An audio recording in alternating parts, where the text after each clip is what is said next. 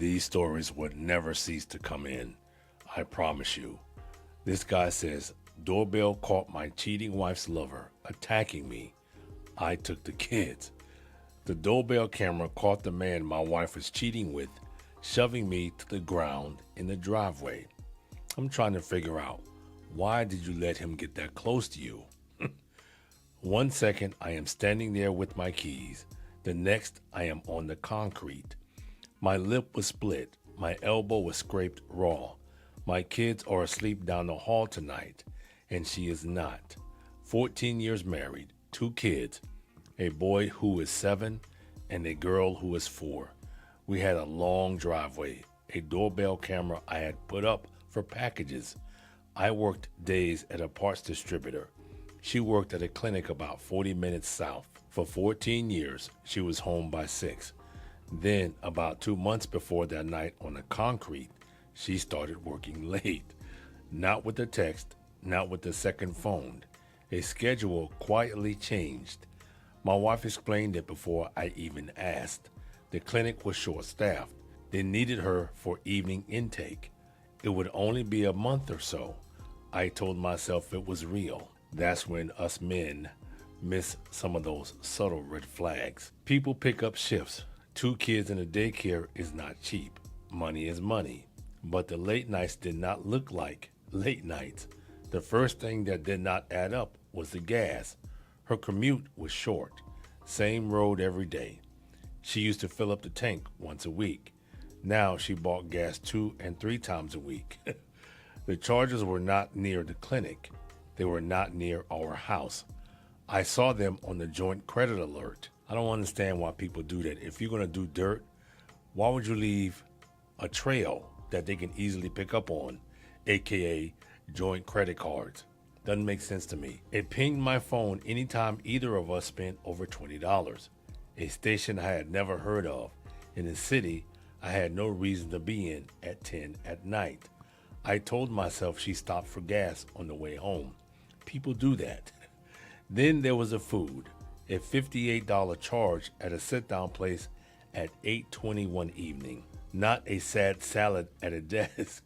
$58 is 2 people who both ordered. I sat in the garage and stared at that number. Then I pushed the thought down. There was a showering too. She used to come in, change into sweats, and flop on the couch with the kids. Now she walked in at 9:30. She went straight to the bathroom. She ran the water hot for 20 minutes before she would let our daughter hug her. Yeah, most women, if they have kids, they'll come in and hug their kids first before they even get in the shower. At least that's what I've seen. The boy noticed before I admitted it to myself. One night he asked where his mom was. I said she was at work. He said she was always at work now. He was 7 and he had already done the math. For about a week, I did nothing. I watched the alerts and lied to myself. What finally moved me was the phone. Here we go, these phones. That's all I'm going to say. She always left it face up on the counter.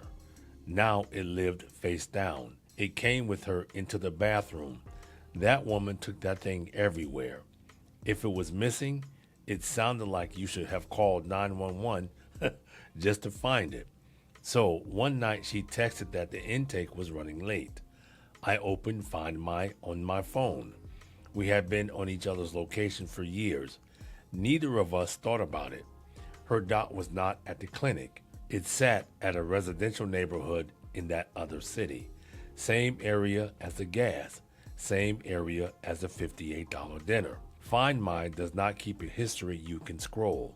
It shows you where a phone is right now in real time.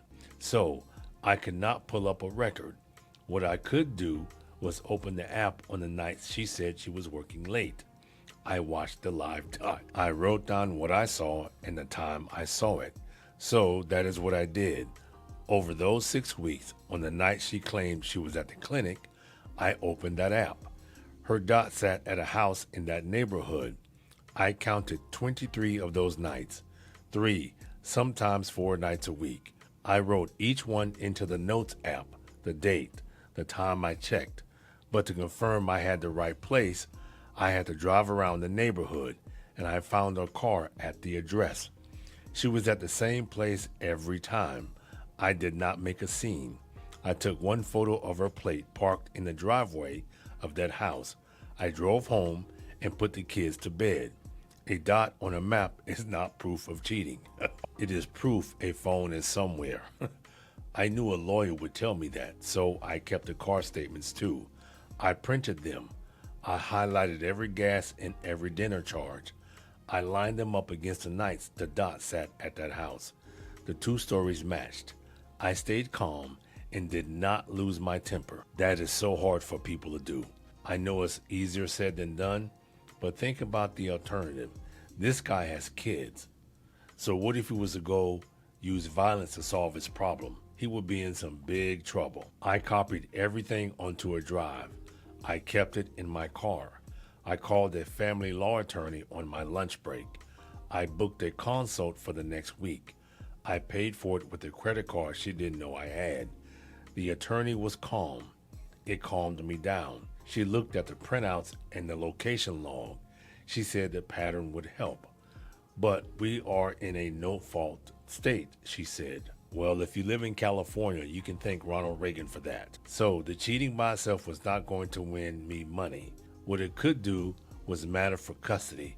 If the affair exposed the kids to anything, it could matter for marital waste, as they call it, if our money was paying for it. Then she told me the thing I did not understand yet. My state is a two-party consent state for audio, she said. If I recorded a private conversation without consent, that could become a problem for me, not for her. Video of people in plain view was a different matter. So, keep the location notes. Keep the card charges. Do not record anyone's voice in private. I left her office thinking I had a clean case. I had no idea the man at that house was about to hand me the rest of it. 2 nights later, the affair stopped being a dot on a map. It showed up at my house. I knew. I had not confronted her. I was waiting on the attorney's plan. I stayed cool. I got the kids to school. That steadiness was not what brought him to my door. The night I drove to his house, my car did not go unnoticed. She panicked, and he came to handle the man who kept turning up where she was. It was a little after 8 at night. The kids were inside with her. I had run out to my car in the driveway. The porch light was on. A car I had never seen pulled up to the curb. The floodlight on the doorbell camera kicked on. A man got out, mid-40s, bigger than me. He walked fast up to the driveway like he owned it. I had never seen his face in person. I knew exactly who he was. He asked if I was her husband. I said this was my house and he needed to leave. He said I had been following her, turning up at his house. He said I was harassing them. He said I needed to back off and let her go. I told him to get off my property. I pulled out my phone to call the police. That is when he shoved me, both hands, hard, in the chest. My keys went one way, my phone went the other. I went down onto the concrete. See, simps are dangerous. Why would you confront another man about his wife that you're sleeping with? You don't do that. To me, that's stupidity. I caught myself on my elbow. My chin caught the lip of the concrete. I felt my lip split. I tasted it before I felt it. The whole thing was lit up like a stage. Porch light above me, floodlight from the camera throwing white across the driveway. The lens was maybe 12 feet back. It recorded every second in color. He stood over me for a moment. Then the front door opened. My wife was standing there with her hand over her mouth. The man realized where he was. He walked back to his car and drove off. I did not chase him. I sat up on the concrete. I found my phone. Yeah, to me, that's a dangerous situation. And like I said, simps are dangerous because her affair partner is confronting him about this man's wife that he's sleeping with. Why on earth would you do that? I called 911 from the driveway with my lip dripping onto my shirt. The officers came within 15 minutes. I gave them a statement. I showed them the doorbell footage right there on my phone. They saw everything on that footage. One officer took photos of my lip and my elbow under the porch light. They asked if I knew him. I said I had never met him, but I knew his name. I knew the address his car would be parked at. I told them why. They filed a report that night. Battery here is when someone makes contact of an insulting or provoking nature or causes bodily harm. A man shoving me down on the porch on camera with a split lip to show for it was not a hard call. They forwarded it for charges. A few days later, he was arrested and arraigned. The judge issued a no contact order. He was not to come near me, my house, or my kids. He posted bond and got a court date of his own. The whole time, all I had to do was hand the prosecutor the same clip the police already had. He hired his own lawyer. He pleaded not guilty. None of that changed the clip. His court date came months later. He took a plea to a lesser charge. He paid a fine and got supervision. He had an arrest and a case file that would follow him. I sat in the back row and watched him sign for it. My wife spent that first night calling it a misunderstanding. He just came to talk, she said. He never meant for me to fall. Again, it still doesn't make sense to why you would come to another man's house when you're screwing his wife. Meet her somewhere else. Don't come to their house. You're asking to get hurt. That's what it sounds like to me. He's lucky he didn't get hurt. I did not argue. I had stopped arguing weeks ago. I had a drive in my car. I had a log of 23 nights. I had a stack of highlighted charges. Now I had a police report and a video of her boyfriend knocking me down in front of our kids' home. I slept in the spare bedroom. The next morning, I took the kids to my brother's. I called my attorney before I was out of his driveway. I told her about the assault. She got quiet for a second. Then she said one thing I will not forget. The video of that man putting his hands on me on the porch was worth more than every location note I had collected. The cheating was background now. The recording of the shove was the center of the case. Stupid. The picture, not the sound. She reminded me the audio did not matter under state law. Nobody needed it. The video stood on its own. The report and the photos of my injuries backed it up. Then she said the word that changed everything. She said custody. Up to that night, she said this was a no-fault divorce. The cheating barely moved the needle. But now there was a documented violent incident by my wife's boyfriend outside our home while the kids were inside. That goes to the children's safety, she said. The courts here decide custody on the best interest of the child. We filed within the week. I asked for a temporary order giving me the kids during the proceedings. I got it. The order barred her boyfriend from any contact with the kids. Her parenting time hung on her keeping him away from them. The court appointed someone to look into the children's best interest. They watched the video. They read the report. They asked my wife why she let a man who could do that near the kids. She did not say anything. She tried to say she had ended things. She tried to say he acted alone. The person from the court wrote down what the video showed. A man came to her family's house and put the father of her kids on the ground. The judge had the police report. He had the floodlit video of a grown man shoving the father of these children onto concrete. He had the photos of my face.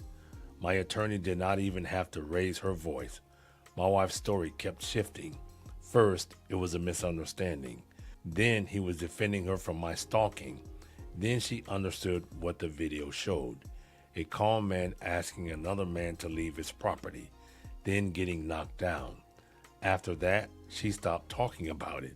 The cheating did not lose her the kids. The cheating put a strange man in her life. Her choice to bring him to our door lost her the kids. His choice to put me on the ground lost her the kids. The divorce went through under no fault.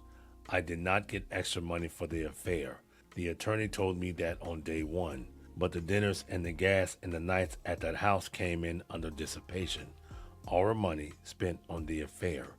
That came back to me in the split. The judge signed the order. I read it twice in the parking lot. Primary residential custody to me. I kept a house with a long driveway. I swapped out the old porch light for a new one. The doorbell camera is still up there. I never took it down. I get the kids most nights now. The last thing they saw in that driveway was not the man who shoved their dad. It was the officer who handed me back my phone and told me the footage was clear. She chose late nights in a stranger's house 40 plus minutes south. I kept the porch, the kids, and the camera that caught all of it. When the divorce was final, we had to split the savings and I had to buy out her equity. But she did not get alimony because she made almost as much as me and she worked for her father. And she has to pay child support since I got full custody.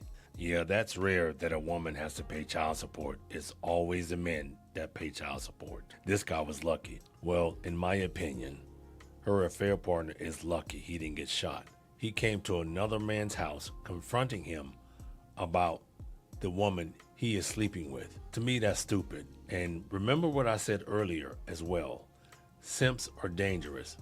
And this man gave off simp vibes coming to this man's house. You don't do that. That's all I got. Thanks for tuning in. Until next time.